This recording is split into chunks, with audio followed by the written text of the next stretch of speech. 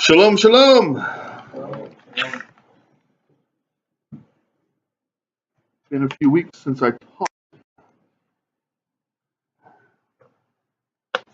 1 week, the heat was so bad, I said, let's do Torah study and then call it a day. And then 1 week, I just was not mentally or spiritually where I needed to be, and I thought it would be wisest if I put things on hold for the week.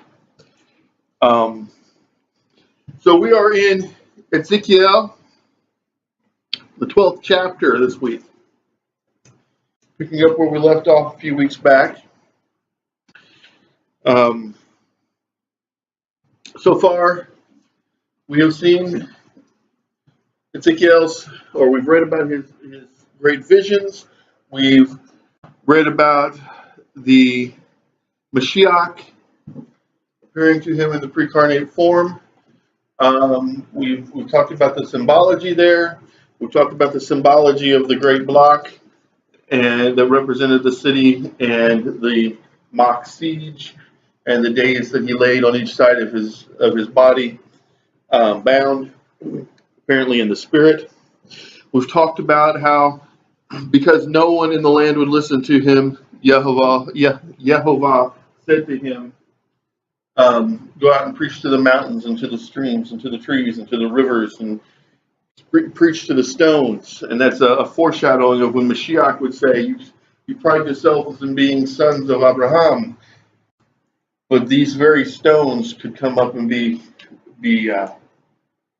could raise up from these stones the sons of Abraham. Okay, these very stones would cry out in glory to Elohim if you would not.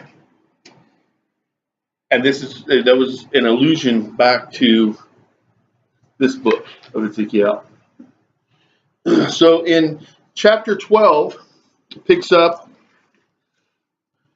the word of Yehovah came to me. O mortal, you dwell among the rebellious breed.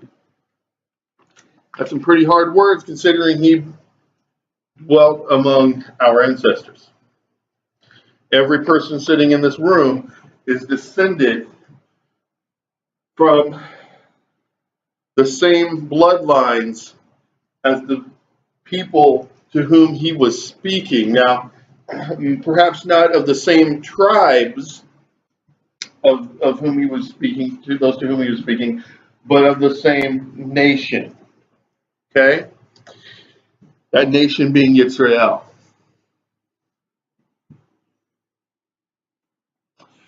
They have eyes to see, but see not, ears to hear, but hear not, for they are a rebellious breed. And what does Mashiach say in the gospel? It says, he who has ears to hear, let him hear.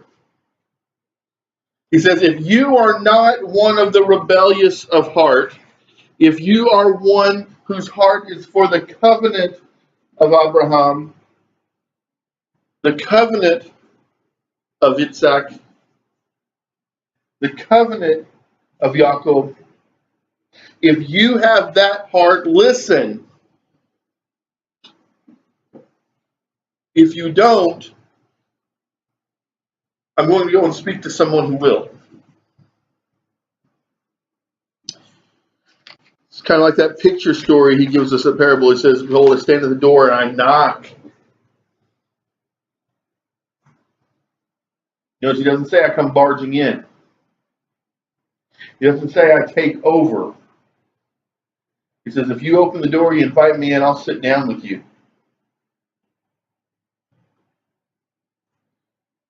Behold, Yehovah was knocking at the door of Yisrael, and he still is today.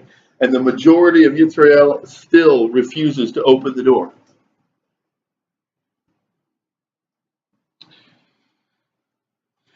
Therefore, mortal, boy, isn't that humbling? One of the greatest prophets of all time, and Yehovah says, mortal, insignificant little thing. Therefore, mortal, go Get yourself gear for exile. I love that wording. I've no other English version I've ever read words it quite that way. And when I read that, as I was preparing for my teaching, I read that and I felt inclined I should get out my survival book that I wrote and make sure I have all my gear ready. Because that's what he's talking about. He says, prepare because I'm sending you out of the city, out of your comfort zone.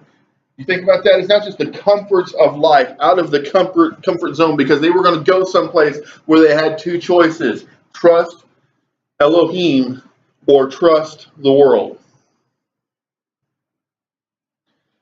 Why were they being sent that place? Because they had forgotten him.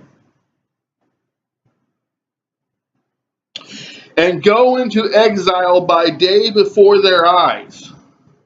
Go into exile from your home to another place before their very eyes.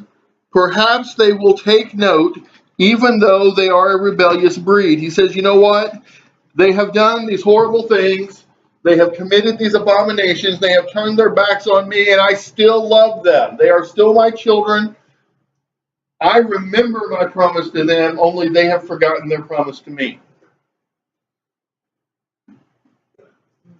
What a beautiful picture of grace. He says the ultimate punishment that I could give them, taking away their entire heritage, taking away their identity as the Jewish people, taking away all that they have been given through covenant, is about to happen, and I'm still going to give them one more chance to get it right. And I see a picture here of a father saying, I don't want to have to whip your rear end and send you to bed all night. I don't want to send you to bed early. This is your last warning.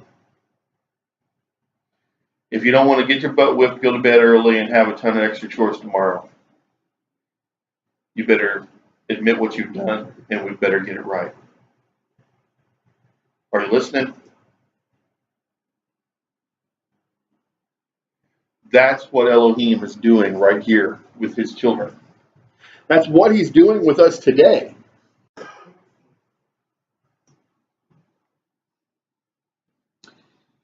Carry out your gear as gear for exile by day before their very eyes, and go out again in the evening before their eyes as one who goes out into exile. This is 4 times now he has said, get your gear together and go out before their eyes. You notice he doesn't just say get your gear together. He doesn't just say get your gear out and get it together and go out. He says get your gear together and go out before their eyes, and he tells them to do it 4 times. And that puzzled me for a little bit. Why 4 times? Because every time, if there's something repeated over and over again in Scripture, and Ezekiel does this a great deal, if he does it, there's a reason. He's not just repeating himself. There's a reason for it. And I believe the reason, after I studied on it some and prayed about it, I believe the reason is because Jerusalem has 4 sides. There are 3 gates on the north, 3 gates on the east, 3 gates on the south, and 3 great gates on the west. And I believe he was telling him, twice a day for the next 4 days, once in the morning, once in the evening, you're going to pack up your gear and you're going to walk out of the city. You're going to walk out of the city twice on one day going to the north, twice on a day going to the east, twice to the south, twice to the west. Why? So that every person in every clan, in every tribe has no excuse to say, I didn't know, I didn't see the sign. He wanted every one of his children to have the opportunity to repent and to call others to repentance.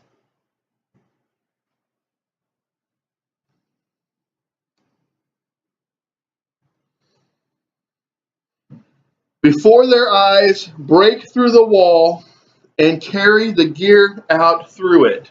The gear there is implied. It's not actually in the text, but I believe it's a correct way to explain that. Before their eyes, carry it on your shoulder. Take it out in the dark and cover your face that you may not see the land. For I make you a portent to the Ben Yisrael.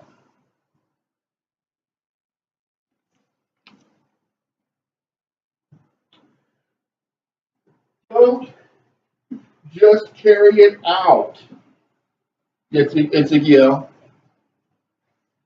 Dig a hole through the wall of the city and carry it out through there into the darkness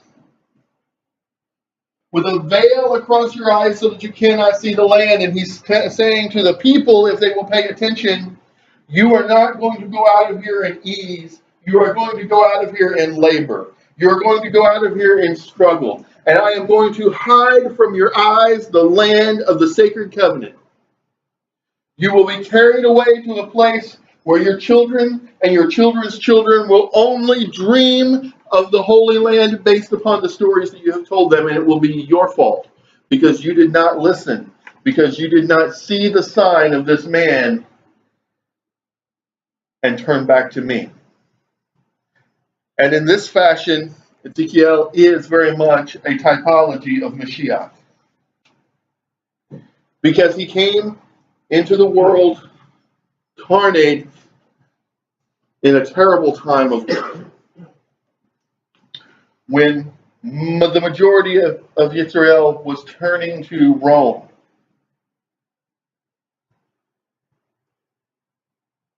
And looking to them for aid and support and strength and protection.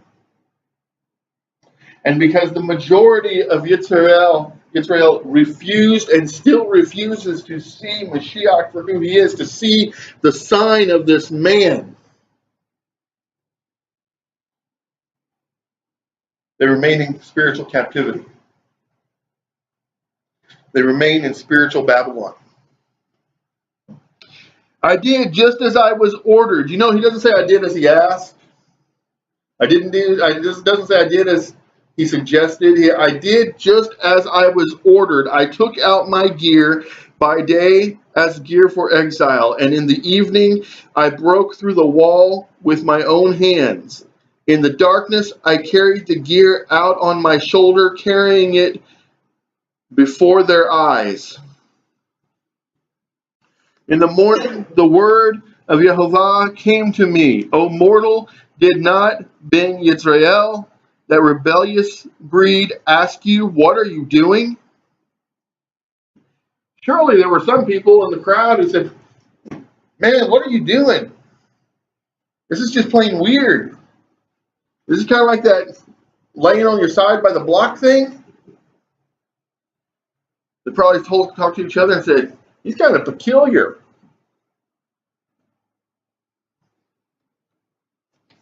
Say to them, thus says Yehovah Elohim, this pronouncement concerns the prince in Jerusalem and all Ben Yisrael who are in it.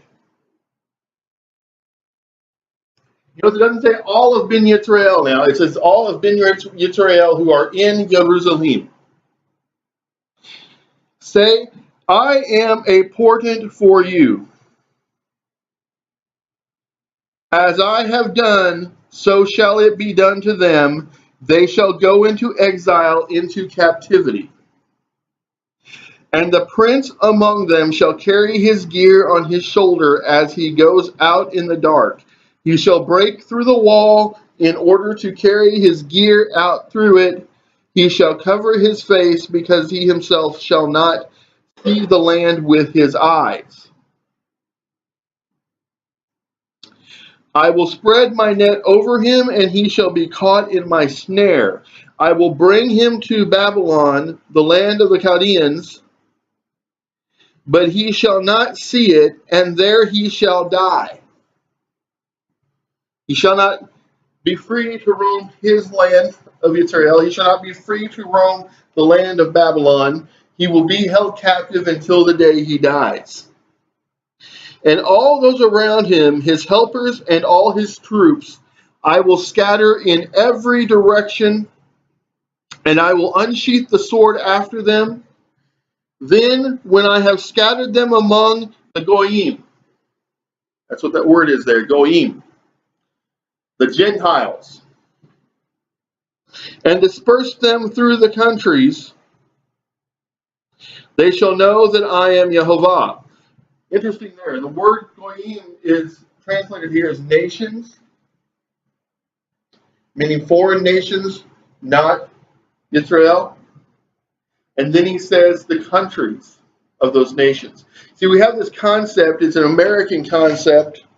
And I didn't realize that at first. I said, wow, the meaning of the word nations has changed over the years. And then I realized it's really only changed in the Americas. In America, we say that America is our nation. It's really not. It's our country. Our nation, those of us who sit here, it's still Israel. Okay? Regardless of where our bloodlines come through, we need to think about where our bloodlines come from. Okay? And for some of us, the bloodlines came through Germany. For some, more of them came through Scotland. Okay? It doesn't matter. Because if you trace them back far enough, they all come from a man named Yaakov. And from his father, Yitzhak. And from his father, Abraham.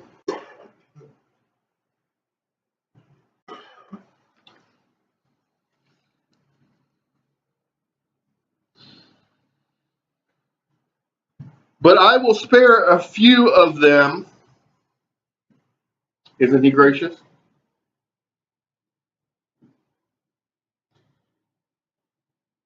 You know, he has always said that although his desire is for all men to be saved, the covenant was only clung to by Israel,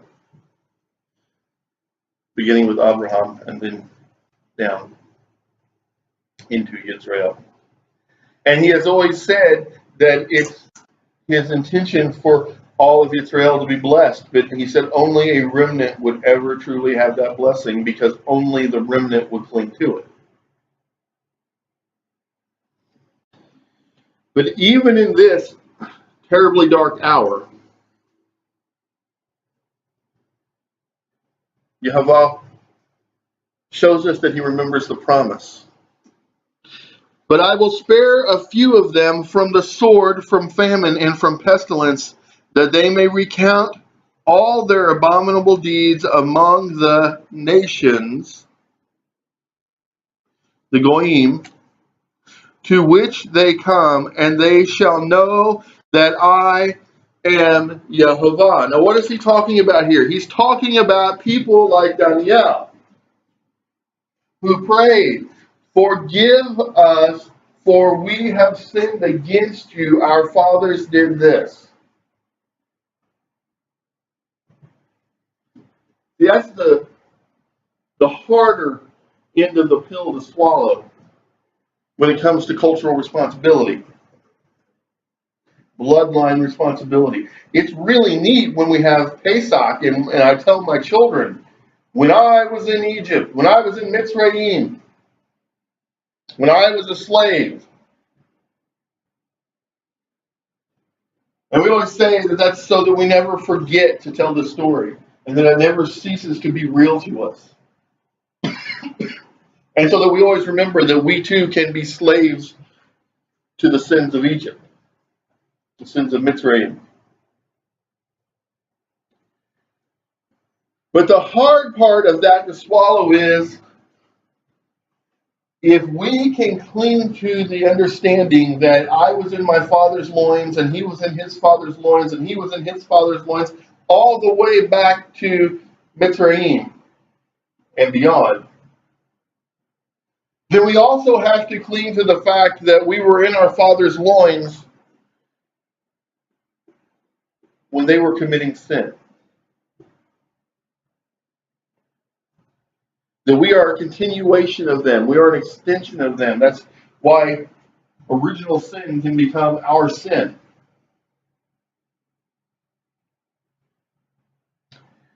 And so it is right and proper to pray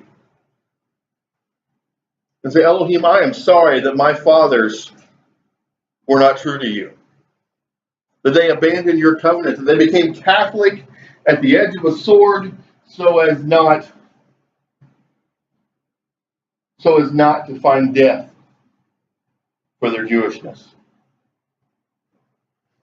Elohim, I am sorry that my ancestors knew what was right and chose what was wrong because it was the easy path. And Elohim, I thank you for still preserving a remnant of our bloodline and for allowing me to be a part of it and for giving me the opportunity to make right on all of those wrongs. That is a right prayer. That is the type of prayer that Daniel prayed. That is the type of prayer that congregations are praying today when they open their eyes to this, or he opens their eyes to this, and they begin to understand it. And I think it's something that our congregation needs to seriously consider. Praying, acknowledging the sins of our ancestors, and praying that he will help us to be better Jews.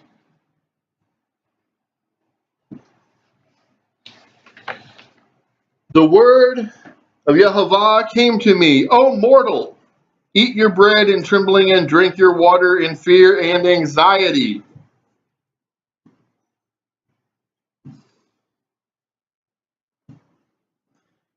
You know, the longer I work in mental health, the more I see the rise of phobias and anxiety disorders. They're out of hand. They're out of control. And the answer that Western medicine gives you is, here, take this pill. You'll feel better. And I'm not saying that there's nothing that can be done medicinally to help with these situations. I'm saying maybe it's time for people with anxiety disorders and phobias to take a look at this. And to acknowledge and say, you know what, maybe I am an ethnic Jew and he is waking me up to the sins of my ancestors. And maybe he is waking me up to what is coming in the near future. And maybe I just need to be in prayer. I wish that I could, in an evidence-based manner, that the state would accept prescribed prayer for people with anxiety and phobias. If they come to me off the clock or unofficially and say, hey, I've been thinking about such and such, I've been reading in the Bible, then I can lead them that direction. But I can't sit in group therapy sessions and say, pray, when the state of Indiana is paying for me to lead that session. Not everyone's open to it. And say to the people of the land, thus said Yehovah Elohim, concerning the inhabitants of Jerusalem in the land of Israel. They shall eat their bread in anxiety and drink their water in desolation, because their land will be desolate of its multitudes on account of the lawlessness of all its inhabitants. Now, isn't that key? We talk a lot about, we went into Egypt and we got stuck there. They carried us into Babylon. They were a mighty nation and they carried us away. The Persians eventually took over and they were kind enough to let us come home, but there wasn't much left to come back to. Hitler rose in Germany, committed the Holocaust, he and his followers.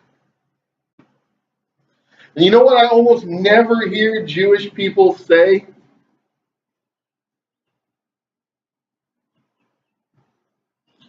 That we put ourselves in those situations because of our lawlessness. It was never his perfect will that we would be captives in Egypt. He sent us there to save us from the famine. And after 7 years, we were supposed to come back and take the Holy Land. But he knew that we wouldn't. He told Abraham that we wouldn't. And we stayed in Mitzrayim. We stayed in Goshen, and we became slaves. It was never his perfect will that Babylonian armies would come and siege the capital city of Israel and carry our prince into captivity so that he would die there. But guess what? The prince and everyone who followed him were committing abominable sins.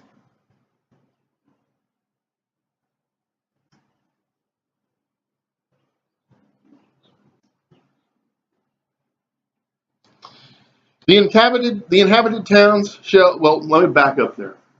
I skipped over one. Germany.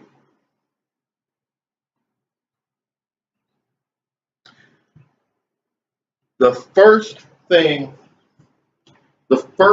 anti-Semitic law that was put in place in Germany under Hitler's regime was not the Holocaust.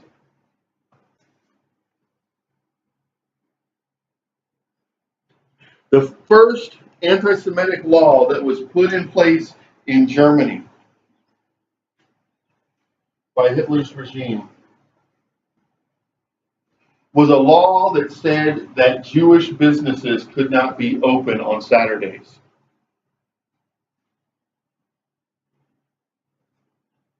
And because of that, Jewish business people were up in arms and complained because it was cutting into their profits.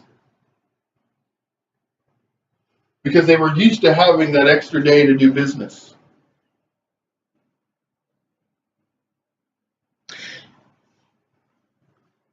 And from there, things spiraled out of control. And eventually we had the Holocaust. Now here is something to think about. Had those Jewish business leaders and the people who did business with them in the Jewish communities simply been observing the Shabbat to begin with, had they been shutting down just before sunset on Friday and not opening until after the next sunset,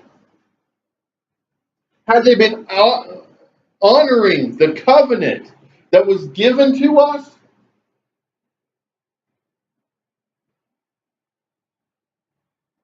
that law never would have been made.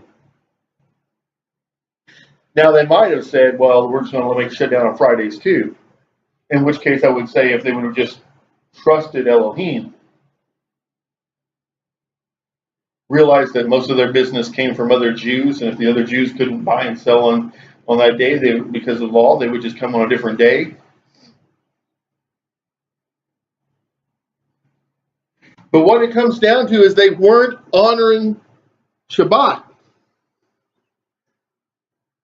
The sign between us and him. And so he hardened the heart of the Pharaoh of his day, a man named Hitler,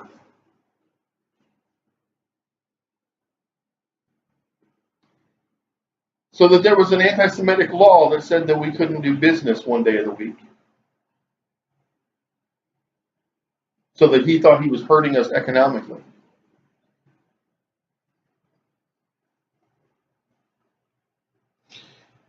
In fact, he was only being used to make us do what we were supposed to do. And then there was a thing called the concentration camps, where we were taken aside and put in captivity. And it was a horrible, terrible, awful thing. But you know what it did? It showed who was a Jew and who was not. It forced us to be a set apart and separate people.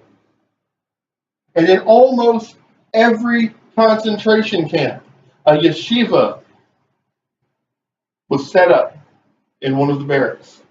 A place for young men who realized that they had missed the boat of clinging to their Jewish heritage. For those young men to go and learn how to be Ravim. And there are Ravim in Israel today who were little children studying at the feet of wise old men whom they never would have met before because their families had taken them away from their Jewish communities. But they were forced into that captivity, and they studied at the feet of those old men. And today they are leaders in Israel, and they are leaders not only in the land of Israel, they are leaders among the people of Israel throughout the world today.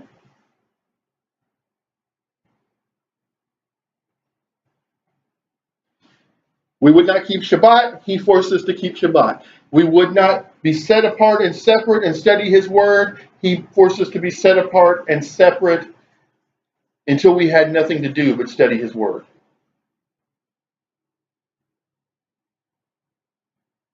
Is it a horrible, terrible thing that millions and millions of Jews died at the hands of the Nazis? Yes. It's also a horrible, horrible thing that our people turned our backs on him to the point that that was his last remaining option to call us home.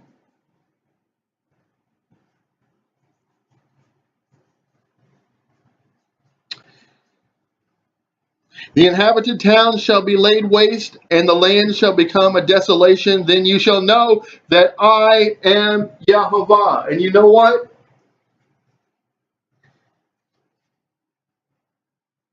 Well, the period of the 1940s, 1930s and 40s was a terrible thing for our people. We came out of it knowing one thing. We came out of it knowing, it's not just one thing, but we came out of it knowing that we are his and he is ours. And we came out of it with such a strong identity that the world, the governments of the world, the peoples of the world, even the very Goyim who hated us could no longer deny that we are his people and that we needed to be given back our homeland that he promised us because we are our own nation. The word of Yahovah came to me, O mortal, what is this proverb that you have in the land of Israel, that you say, the days grow many and every vision comes to naught? In other words, what's this thing they're saying the prophecies haven't come true?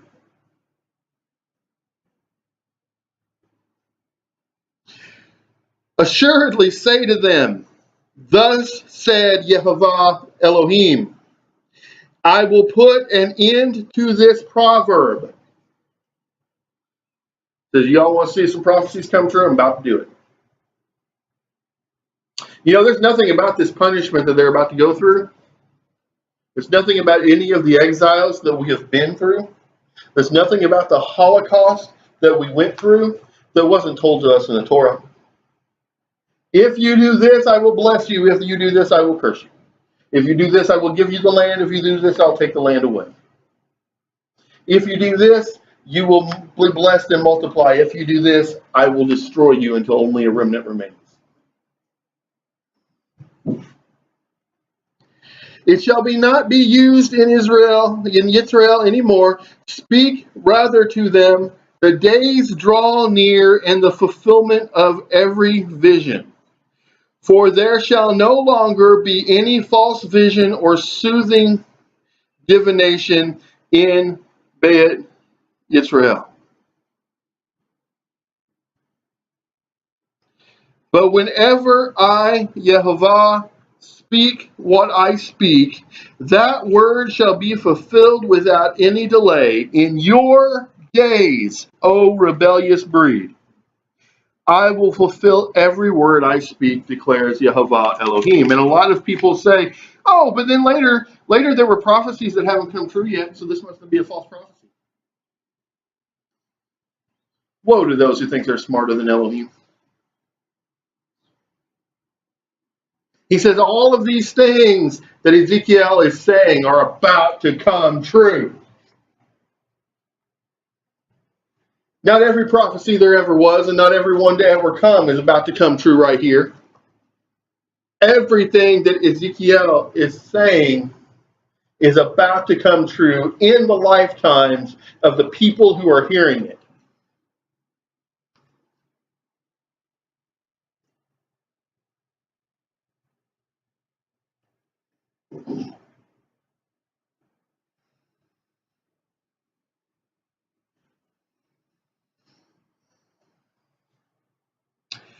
The word of Yehovah came to me.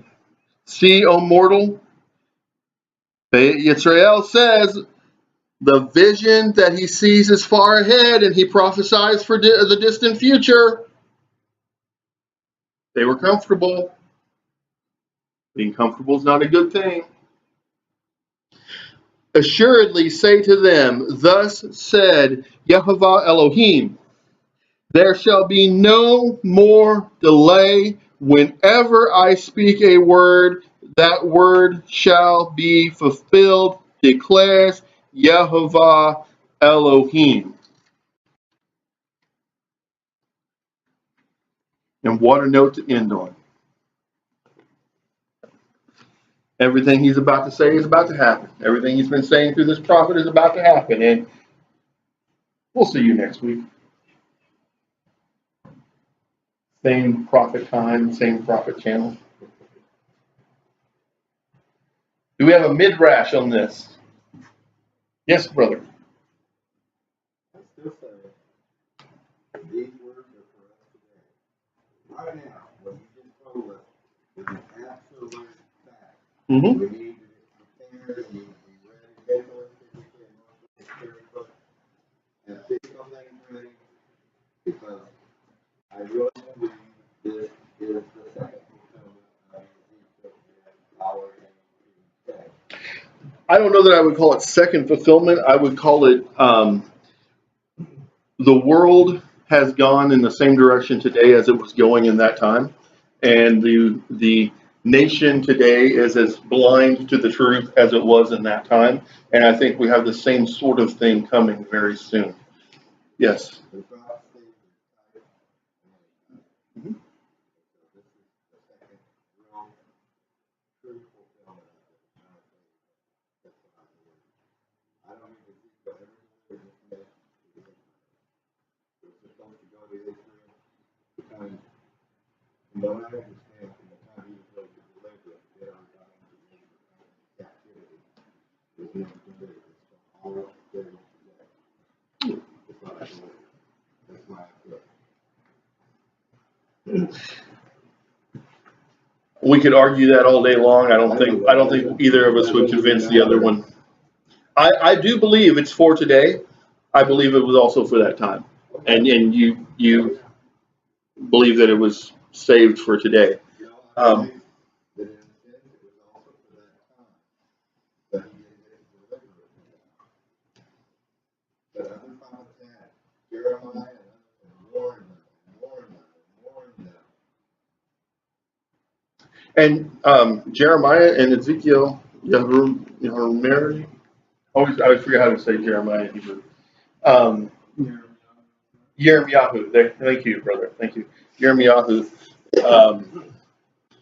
and Ezekiel were contemporaries, because everything that Ezekiel was telling them will happen in his lifetime, Yirmiyahu witnessed. And if you read his prophecy leading up to it, he was saying a lot of the same things that Ezekiel was saying. And then when he was carried off into when the people were carried off into captivity, he hid the Ark of the Covenant, and he took the daughter of the prince who was carried off and put her into hiding. And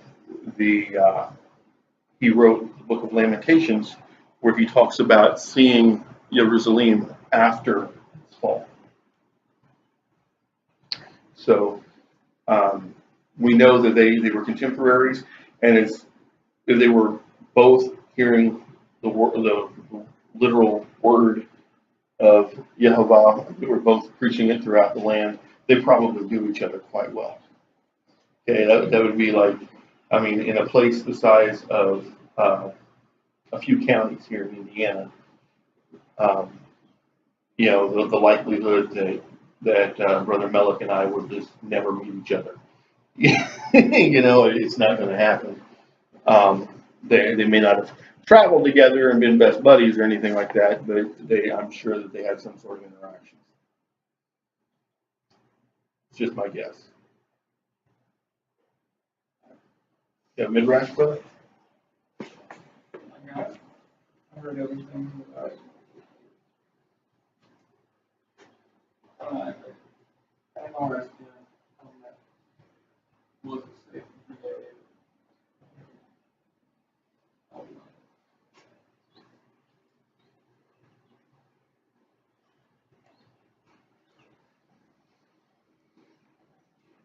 Yes. I agree with you all. I do believe it's I believe it's very applicable for me. I don't believe that I don't necessarily believe that it's. I believe that they knew what he was saying, because why would Elohim say to them, "This is what you will say," when they say this? They actually had to have seen what he was prophesying. You know, at least a good number of them. I'm more For him to say, "This is what you say when they ask you why you do this, say this," or when they say this, and say this response. I'm more inclined to say that because earlier in the chapter it says that, you know, they have ears but they don't hear, they have eyes but they don't see. I'm more inclined to think that, what are you doing? And he explained it to them and just kind of went over their head. They were oblivious to the meaning. That's just like the American people. You can tell them and tell them the dangers are in. It doesn't do a bit of good. They do not turn to God. They can care less.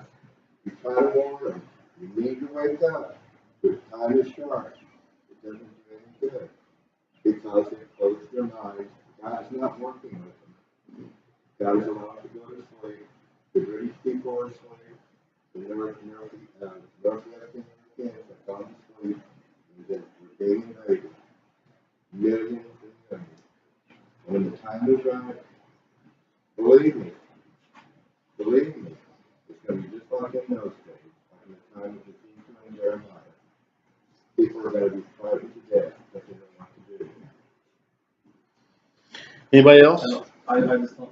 I agree with that, but I don't think that we should go out trying to help people. I didn't say Because that. I didn't say well, I that. know. I'm just saying if you go into talking to people with the mentality they're not going to listen, then chances are Even some people who think they're listening are not listening, not really. They think they are, but they're not. They're hearing words but they're not understanding. Anybody else? Leah, do you have a midrash for this? You're good? All right. Okay, let's have a closing prayer for this section.